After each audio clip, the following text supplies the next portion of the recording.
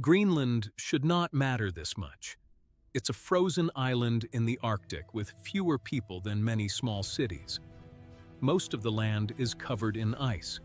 For decades, the world barely paid attention to it. And yet, today, America wants influence there. China is investing around it. Russia is expanding military activity near it. NATO is increasing Arctic operations because of it. So what changed? Why are global superpowers suddenly focused on one of the coldest and most isolated places on Earth? Because Greenland sits in the middle of a geopolitical transformation most people still don't see. A transformation involving military power, global trade, critical minerals, climate change, and the future control of the Arctic. This isn't really a story about ice. It's a story about geography. Because throughout history, geography has shaped empires. And Greenland may be becoming one of the most valuable strategic locations of the 21st century. To understand why Greenland matters, you first need to look at a globe, not a flat world map, a globe. Because Greenland's importance becomes obvious the moment you see its actual position. It sits between North America and Europe, between the Arctic Ocean and the Atlantic Ocean, and directly along some of the shortest military routes between Russia and the United States. That location changes everything, especially in the age of missiles, submarines, and Arctic surveillance.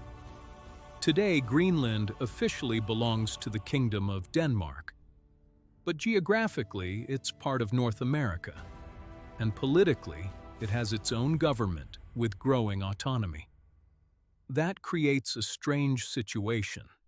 A massive Arctic territory near Canada, controlled by a European kingdom thousands of kilometers away. But despite Denmark's ownership, the United States has treated Greenland as strategically important for generations, and not just recently.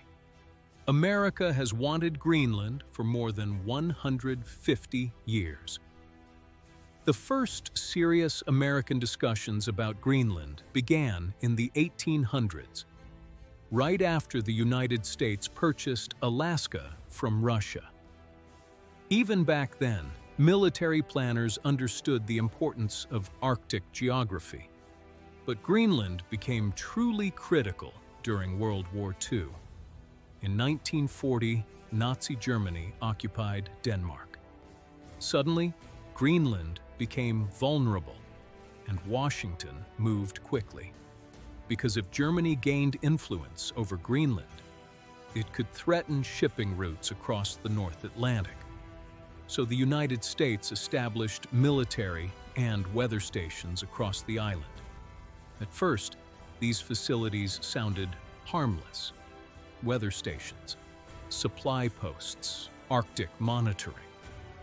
But in reality, they were part of something much bigger: control of the North Atlantic. Then came the Cold War, and Greenland's strategic value exploded. The Cold War changed how military planners viewed the Arctic. Before long-range missiles, oceans acted as natural protection. But once nuclear weapons entered the picture, distance mattered less. The shortest route between the Soviet Union and North America passed directly over the Arctic. That meant Greenland became one giant early warning platform, a place where the United States could detect incoming threats faster. And in a nuclear conflict, even a few extra minutes could matter. This is why America built one of its most important Arctic military installations in Greenland, Patuxent Space Base, previously known as Thule Air Base. The base became a central part of America's missile warning system. It helped track aircraft, satellites, and potential missile launches across the Arctic region. And Greenland's importance didn't stop there, because another major military factor was emerging beneath the ocean: nuclear submarines. Modern nuclear submarines are among the deadliest weapons ever created. They can remain hidden underwater for months, travel enormous distances, and launch nuclear missiles from the sea. During the Cold War, both NATO and the Soviet Union focused heavily on Arctic submarine routes, and Greenland sat near one of the most important naval choke points on Earth, the GIUK Gap, a strategic passage between Greenland, Iceland, and the United Kingdom. Any Russian submarine attempting to move from the Arctic into the Atlantic would likely pass through this region, which meant NATO needed constant surveillance there. This made Greenland far more than just territory. It became part of America's northern defense system, a strategic shield across the Arctic. And while many people assume this importance disappeared after the Cold War, that's not what happened. In fact, Greenland may be becoming even more important now than it was decades ago, because the Arctic itself is changing. For centuries, the Arctic was protected by ice. Extreme cold made shipping dangerous, military operations difficult, and resource extraction expensive. But climate change is transforming the region faster than expected. Arctic ice is melting, and as the ice retreats, new possibilities emerge. Shipping routes that were once impossible are becoming accessible. Mineral deposits hidden beneath frozen ground are attracting global attention. And military access across the Arctic is becoming easier. This is one of the biggest geopolitical shifts happening right now. The Arctic is slowly transforming from a frozen barrier into an economic and strategic corridor.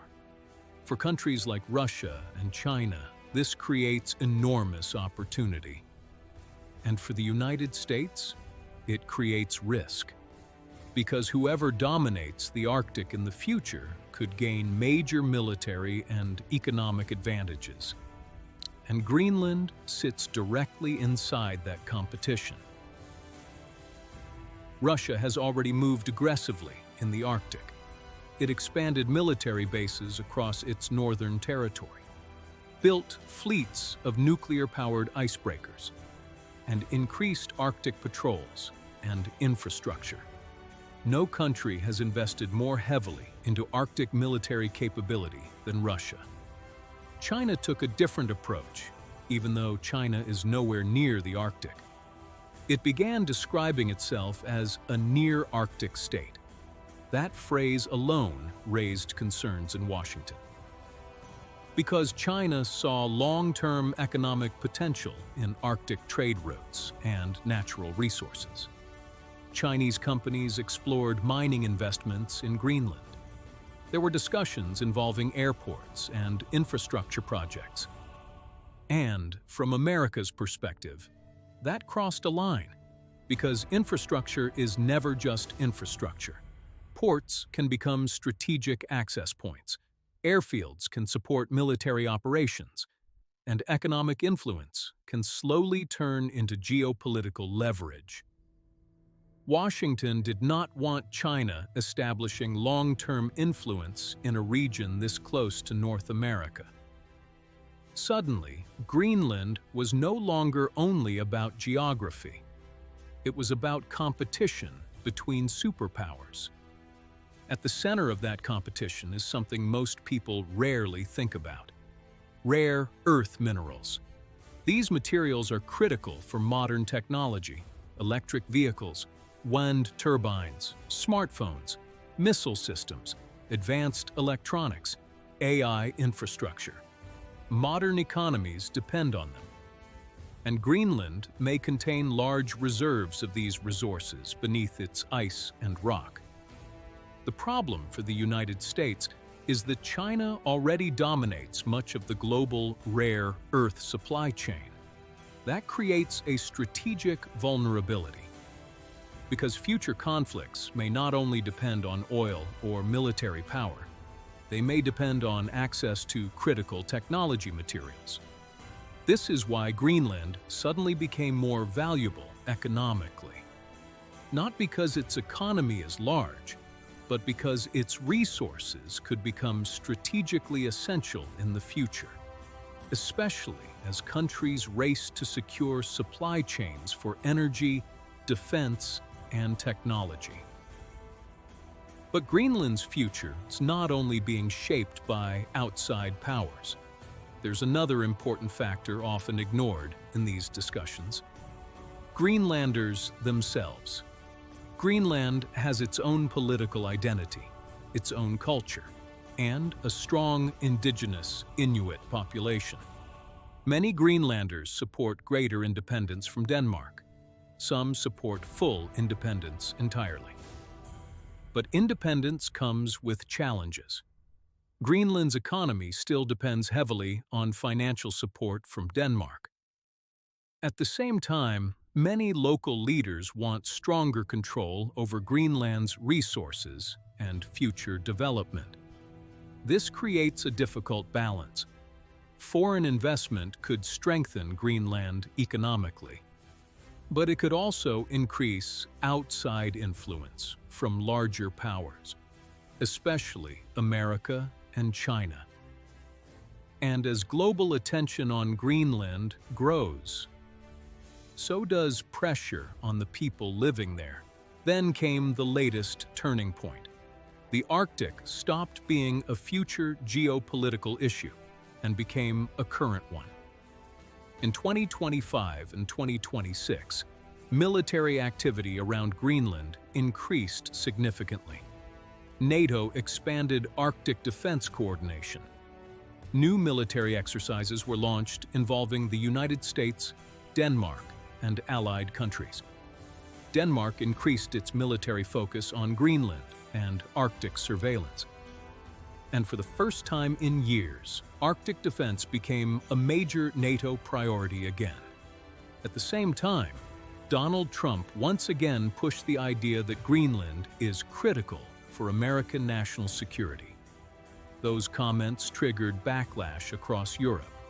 Greenland's leadership responded directly. We are not for sale. But despite the political controversy, the underlying strategic reality did not change. The Arctic is becoming more important, and every major power understands it. Because the Arctic combines nearly every major geopolitical issue of the modern world: military positioning, trade routes, energy, critical minerals, climate change, shipping infrastructure, missile defense, technology supply chains. The region sits at the intersection of all of them. And that's why Greenland matters so much. Not because of its population, not because of its economy, but because of where it is. That's the deeper story here. Geography still shapes power. And sometimes, the places that look least important on the map become the most strategically valuable. Greenland spent decades at the edge of global politics, cold, remote, ignored. Now the world is racing back toward it, because the next major geopolitical competition may not happen in the desert of the Middle East or the waters of the Pacific. It may happen in the Arctic. And Greenland sits directly in the center of it. And here's the strangest part. Even though Greenland is thousands of kilometers away from Europe, it's still controlled by Denmark. So, in the next video, we'll explore how Denmark ended up ruling the world's largest island, and why Greenland's fight for independence is becoming more important than ever. Subscribe to Headline Circus, because this story is far from over.